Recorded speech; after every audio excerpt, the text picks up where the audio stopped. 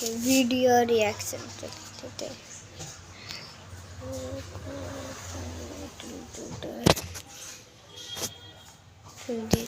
जंगली जानवरों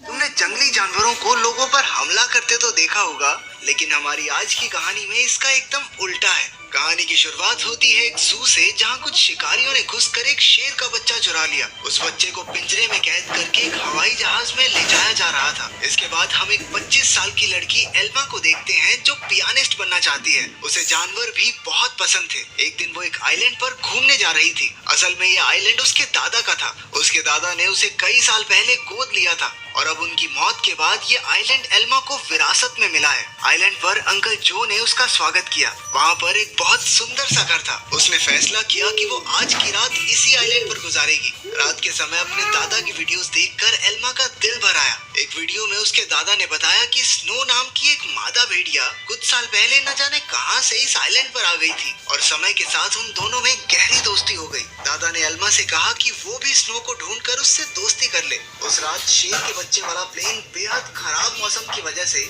उसी आइलैंड पर क्रैश हो गया। क्रैश की आवाज सुनकर एल्मा डर गई और उसने बाहर जाकर देखा, लेकिन वो आइलैंड बहुत बड़ा था तो उसे कुछ नहीं मिला। अगली सुबह चार्ल्स और एली नाम के दो नौजवान वहां आए। उन्होंने स्नो को कैद करने के लिए जाल बिछा दिया। असल में वो भेड़ियों के पार्क के मालिक थे और उसके लिए स्नो को पकड़कर ले जाना चाहते थे। कुछ देर बाद स्नो जाल में फंस गई, लेकिन अपनी सूझबूझ से चार्ल्स और एली के आने से पहले ही वो जाल काटकर भाग निकली। फिर वो तैरकर आइलैंड की दूसरी ओर जा पहुंची, जहां उसकी मुलाकात एल्मा से हुई। पहले तो एल्मा घबरा रही थी, लेकिन फिर उसने अपने दादा की बात याद की और स्नो को पुचकारने लगी। कुछ देर बाद एल्मा प्लेन क्रैश की जगह पर पहुंची। खुशकिस्मती से शेर के बच्चे को कोई चोट नहीं पहुंची थी। वो एक पक्षी के घोंसले में गिर गया था, लेकिन पक्षी ने उसे नीचे धक्का दे दिया और इसके बाद वो सीधा जाकर एल्मा की गोद में गिरा। एल्मा भी उसे अपने साथ घर ले आई। उसी वक्त स्नो भी अपने छोटे बच्चे के साथ घर में आ गई। घर में 3 प्यारे जानवर देखकर एल्मा बहुत खुश थी। उसने तुरंत अंकल जो को बुलाया,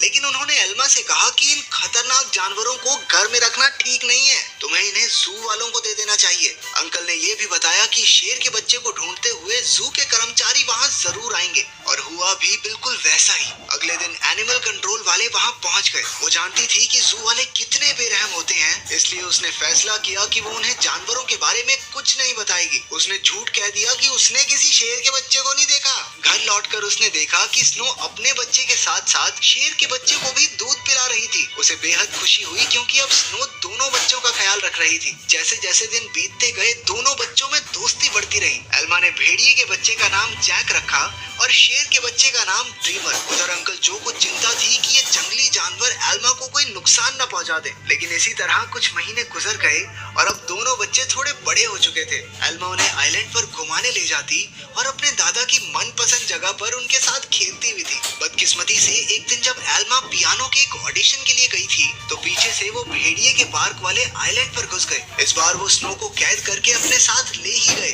उधर एल्मा का सिलेक्शन भी हो गया और वो बेहद खुश थी। लेकिन जब वो घर लौटी तो उसके होश उड़ गए। उसके घर का सारा सामान बिखरा हुआ था, क्योंकि दोनों बच्चे भूख की वजह से परेशान हो गए थे। एल्मा ने स्नो को ढूंढने के लिए पूरा आइलैंड छान मारा, लेकिन स्नो तो वहाँ थी ही नहीं। अब उसे ही बच्चों का पेट भरना था, इसलिए उसे ना चाहते हुए भी अपनी पियानिस्ट की नौकरी छोड़नी पड़ी। एक दिन अंकल जो फिर से वहाँ आए और खूंखार जानवरों को अब तक वहाँ देखकर गुस्से से भर गए। उसने एल्मा से उसी वक्त जानवरों को जू में भेजने को कहा, लेकिन एल्मा ने उन्हें समझाया कि उसके दादा की यही इच्छा थी कि वो जानवरों के साथ रहे, और फिर जू में न जाने इन मासूमों पर कितने अत्याचार होंगे। आखिरकार अंकल जो भी मान गए और एल्मा को गले से लगा लिया। अब उनका सारा समय जानवरों को खाना खिलाने और उनका पूरा ध्यान रखने में जाता था। एल्मा को जैक और ड्रीमर से बहुत प्यार था और बदले में जानवर भी उस पर जान छिड़कते थे। देखते ही देखते 1 साल गुजर गया और अब दोनों जानवर बड़े हो गए थे। अंकल जो शहर से उनके लिए मांस लाया करते थे, लेकिन उनके पास जाने में उन्हें डर लगता था। उन्होंने फिर से एल्मा को समझाया कि इनके साथ रहना खतरे से खाली नहीं है, लेकिन एल्मा किसी कीमत पर उन्हें छोड़ने को तैयार ही नहीं थी। एक दिन एक माँ बेटी कश्ती में आइलैंड के नजदीक आए।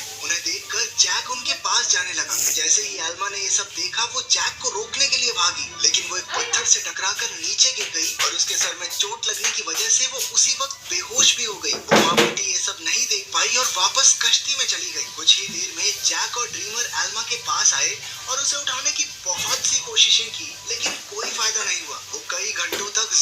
से आवाजें लगाकर मदद के लिए पुकारते रहे, लेकिन कोई नहीं आया। जल्द ही रात हो गई और दोनों जानवर एल्मा से सटकर बैठ गए। उन्होंने पूरी रात जागकर एल्मा को गर्माहट दी। अगली सुबह अंकल जो ने एल्मा को कई बार कॉल की, लेकिन कोई जवाब न मिलने पर वो समझ गए कि कुछ तो गड़बड़ जरूर है। वो तुरंत आइलैंड पर पहुंचे। उन्हें लगा कि जरूर इन जंगली जानवरों ने एल्मा पर हमला कर दिया होगा, इसलिए उन्होंने एनिमल कंट्रोल वालों को कॉल कर दिया। लेकिन जब उन्हें एल्मा बेहोश मिली और जानवरों को उसकी रक्षा करते देखा तो उन्हें अपनी इस हरकत पर बहुत पछतावा हुआ। इसके बाद जब एल्मा को हॉस्पिटल ले जाया गया तो डॉक्टर ने उन्हें बताया कि अगर जैक और ड्रीमर ने उसे गर्माहट न दी होती तो शायद वो आज जिंदा न होती। उधर एनिमल कंट्रोल वालों ने जैक को पकड़कर इलाई और चार्ल्स को सौंप दिया। उन्हें एहसास हो गया कि जैक तो स्नो का ही बच्चा है। वहीं ड्रीमर को एलन नाम के एक आदमी को बेच दिया गया जो एक जू चलाता था। एलन बहुत बेरहम आदमी था जो अक्सर अपने जानवरों को पीटा करता था, लेकिन अपने बाप से बिल्कुल उल्टा उसका बेटा रैफा बहुत नरम दिल का था।